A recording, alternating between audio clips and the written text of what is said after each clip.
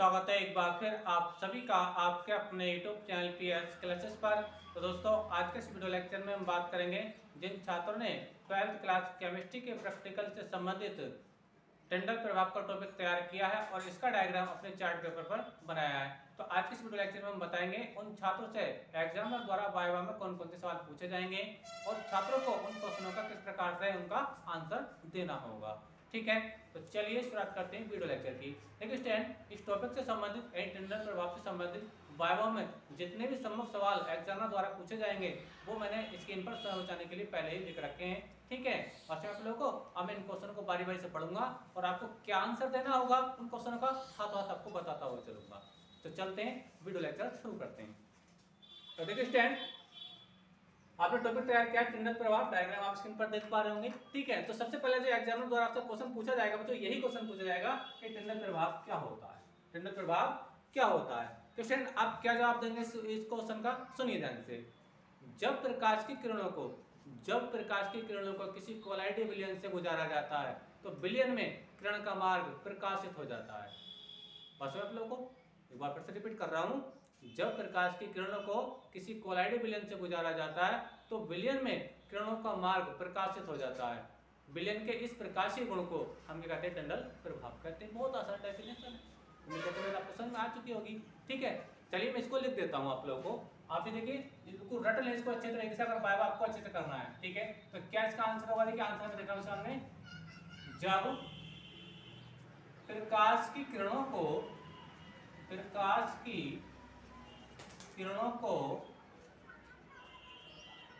कोलाइडी विलयन से गुजारा जाता है, कोलाइडी विलयन से गुजारा जाता है, कोलाइडी विलयन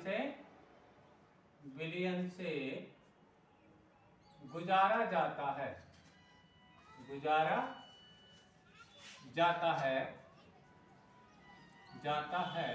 तो विलयन में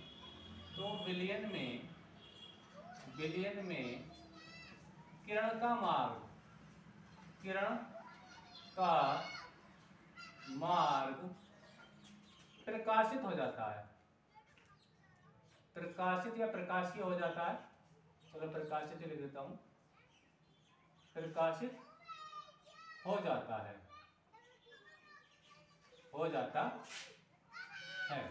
ठीक है, कोमा इस प्रकाशीय गुण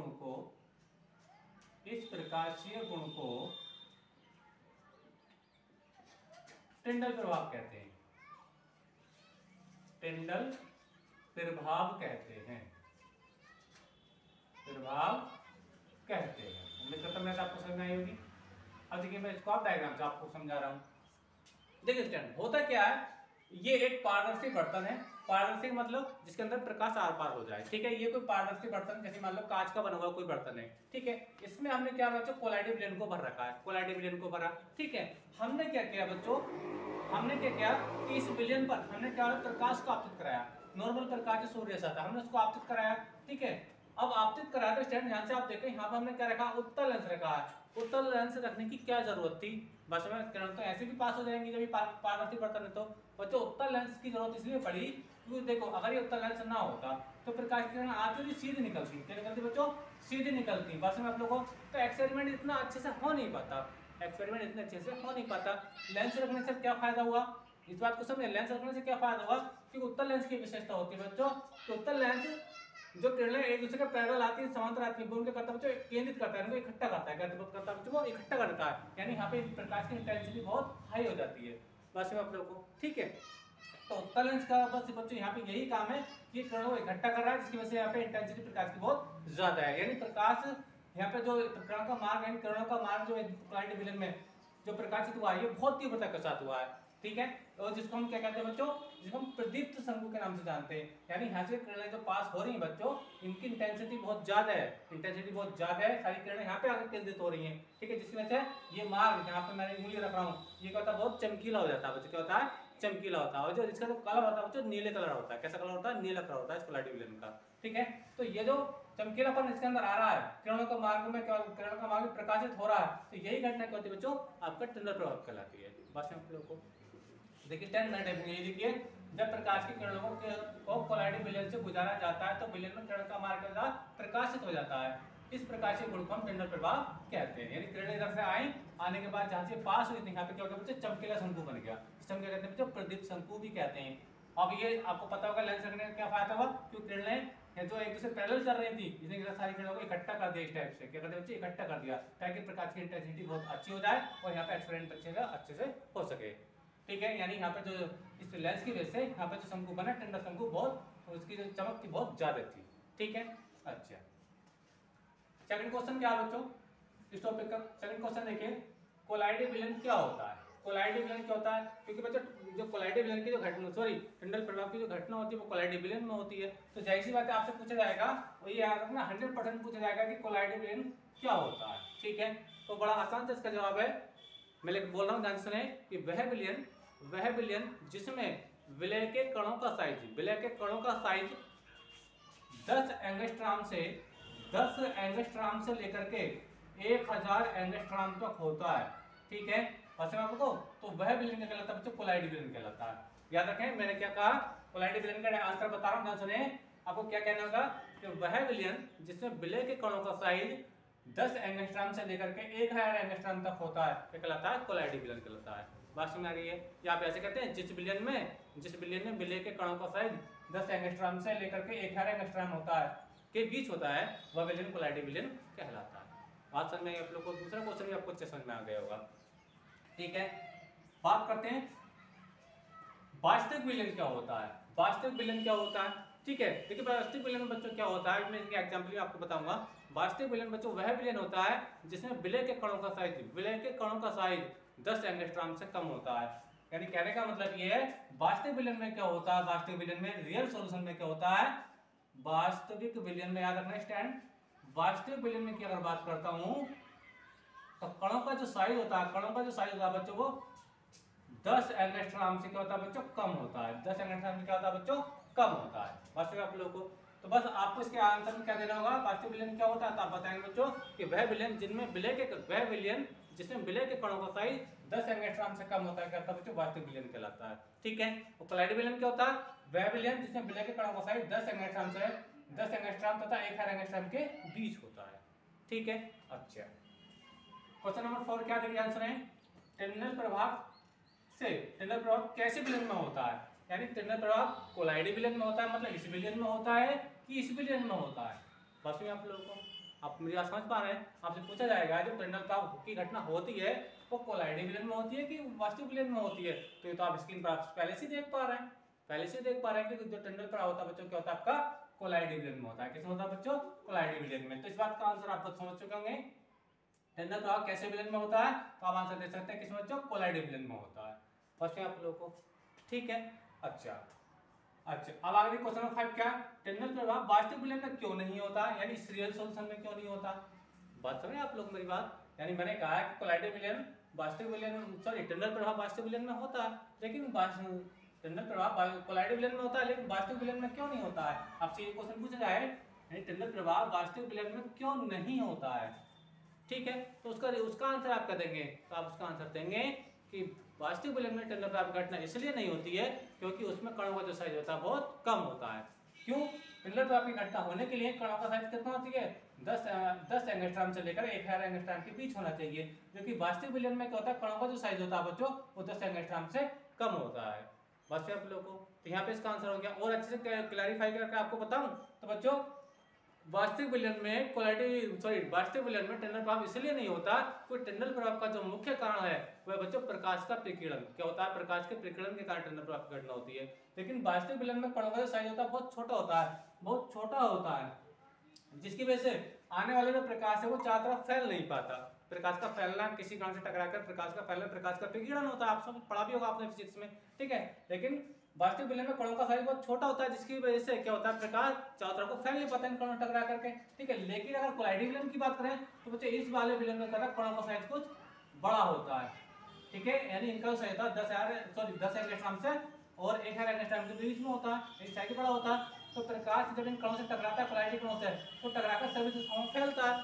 बस में आप लोगों को, इसलिए जो टंडन प्रभाव की घटना होती है तो आपके कोलाइडिंग विलयन में होती है, जबकि आपके वास्तविक विलयन में नहीं होती है। नहीं होने का मतलब क्या, क्योंकि इसमें कणों का साइज बहुत छोटा होता है। ठीक है, अच्छा क्वेश्चन नंबर 6 देखिए क्या है, टिंडल प्रभाव का मुख्य कारण क्या है। टिंडल प्रभाव का मुख्य कारण यानी आपको टिंडल प्रभाव क्यों होता है, टिंडल प्रभाव क्यों होता है, तो आप बताएंगे टिंडल प्रभाव कोलाइडी कणों द्वारा प्रकाश के विकिरण के कारण होता है। आपसे पूछा जाएगा कि टिंडल प्रभाव का मुख्य कारण क्या है, तो आप जवाब देंगे कोलाइडी कणों द्वारा प्रकाश का विकिरण। बस इतना सा आंसर आपको देना है। रिपीट कर रहा हूँ, आपसे पूछा टिंडल प्रभाव का मुख्य कारण क्या है, तो आप बताएंगे कोलाइडी कणों द्वारा प्रकाश का विकिरण। यानी जब प्रकाश यहाँ आता है तो कोलाइडी कणों टकरा कर बच्चों सभी दिशाओं में फैलने लगता है। ठीक है, सभी दिशाओं में क्या होता है बच्चों, फैलता है। ठीक है, ठीक बात समझे आप लोगों को।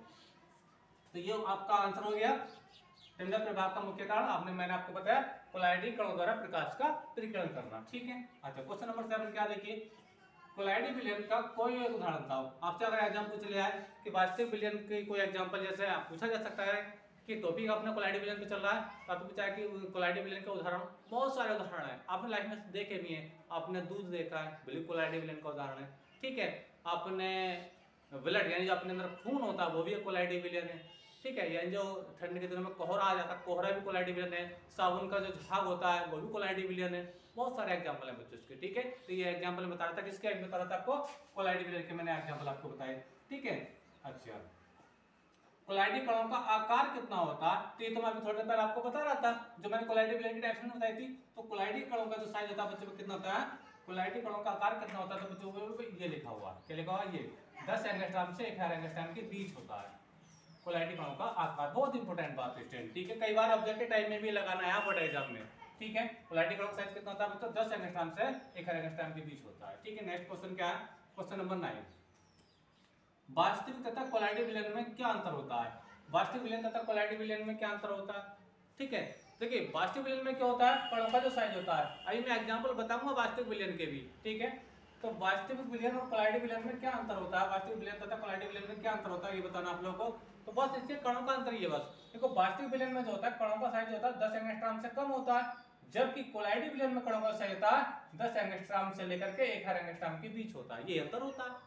तो आप इतना सा बताएंगे सर कोलाइडी विलयन में कणों का जो साइज होता है, कोलाइडी विलयन में जो कणों का साइज होता है वो 10 एंगस्ट्रॉम से लेकर 11 एंगस्ट्रॉम के बीच होता है, जबकि वास्तविक विलयन में कणों का साइज होता है 10 एंगस्ट्रॉम से कम होता है। यही अंतर हो गया। ठीक है, बस आप लोगों को तो कोलाइडी विलयन और वास्तविक विलयन का यही अंतर होता है बच्चों। कोलाइडी विलयन में जो कण के साइज होता है वो 10 एंगस्ट्रॉम से 11 एंगस्ट्रॉम के बीच में होता है, जबकि कोलाइडी विलयन में वास्तविक विलयन में कणों का जो साइज होता है वो आपका 10 एंगस्ट्रॉम से कम होता है। ठीक है, अच्छा अब देखिए स्टूडेंट, टिंडल प्रभाव का उपयोग कहाँ किया जाता है। टिंडल प्रभाव का उपयोग कहाँ किया जाता है, वो जो टिंडल प्रभाव का उपयोग वास्तविक तथा कोलाइडी विलयन में अंतर देखने के लिए किया जाता है। याद रखना, आपसे बहुत इंपॉर्टेंट सवाल बता रहा हूँ कि आपसे पूछा है कि टिंडल प्रभाव का उपयोग कहाँ किया जाता है, तो टिंडल प्रभाव का उपयोग बच्चों वास्तविक तथा कोलाइडी विलयन में अंतर करने के लिए किया है, इनका बीच का जो डिफरेंस है उसको बताने के लिए किया जाता है। चलिए मैं आपको इस डायग्राम के माध्यम से आपको समझा रहा हूँ। देखिए मान लीजिए बच्चों आपका ये शुद्ध जल है, क्या बच्चे आपका ये, तो आप इसको माना आप शुद्ध जल, क्या बच्चों ये एक बर्तन है, कांच का बना हुआ बर्तन, ये शुद्ध जल। और शुद्ध जल का समझते आप इसको नमक का विलयन भी समझ सकते हैं, क्योंकि जो नमक का विलयन होता है, नमक का विलयन वो भी बच्चों क्या होता है आपको कोलाइडी विलयन होता है। ठीक है, नमक को वाटर के अंदर घोल दो, नमक को वाटर के अंदर घोला तो जो विलयन बनेगा, ठीक है, वो क्या बनेगा बच्चों आपको वास्तविक विलयन बनेगा। ठीक है, उसमें जो विलय है पदार्थ नमक, उसका जो साइज होता है, उसमें जो कणों का साइज होता है वो 10 एंगस्ट्रॉम से कम होता है बस आप लोगों को। ठीक है, तो चाहे इसको जल समझ लें शुद्ध, चाहे नमक का विलयन समझ। ये जो आपका दूध लेगा, दूध क्या होता है बच्चों कोलाइडी विलयन होता है। बात समझ में आ रही है। इसमें कोलाइडी कण क्या होते हैं, इसमें तो नमक का अगर इसके अंदर नमक मिला है, क्या मिला बच्चों नमक मिला है, तो विलय नमक हो गया, विलायक आपका जल हो गया। दूध में विलय क्या होता है, दूध में विलय होता है बच्चों प्रोटीन, फैट, कार्बोहाइड्रेट, वसा जिसको आप कहते हैं, बस आप लोगों को। ठीक है, तो ये देखिए मैं इसका डिफरेंस बता रहा हूँ। मैं जैसे कह रहा था वास्तविक विलयन तथा कोलाइडी विलयन में क्या अंतर होता है, हाँ तो मैंने आपको बता दिया। टिंडल प्रभाव का उपयोग कहाँ किया जाता है, तो मैंने बताया वास्तविक विलयन तथा कोलाइडी विलयन में अंतर करने, कैसे अंतर करते हैं, ध्यान से समझे, एक्सपेरिमेंट है ये। तो ये आपका बच्चा क्या वास्तविक विलयन है, किसका विलयन, नमक और जल का विलयन है, और ये जो आपका दूध यानी कि कोलाइडी विलयन है। अब देखिए बच्चे हमारे पास एक टॉर्च है, क्या है बच्चे टॉर्च है। ठीक है बच्चों, जब इस टॉर्च को जो हम ऑन करेंगे, क्या करेंगे बच्चों, इसको ऑन करेंगे तो बच्चों यहाँ से क्या जाएगी, बहुत सारी रे इसके अंदर से निकलना शुरू हो जाएगी, बहुत सारी रे निकलेंगे इसके अंदर से। ठीक है, अब रे निकलेंगे बच्चों तो आप देख पा रहे हो कि यहाँ पे दो बर्तन रखे हैं, दोनों शीशे के बने हुए हैं, दोनों पारदर्शी बर्तन है, जिसमें एक में नमक का विलयन भरा हुआ है और दूसरे में दूध भरा हुआ है।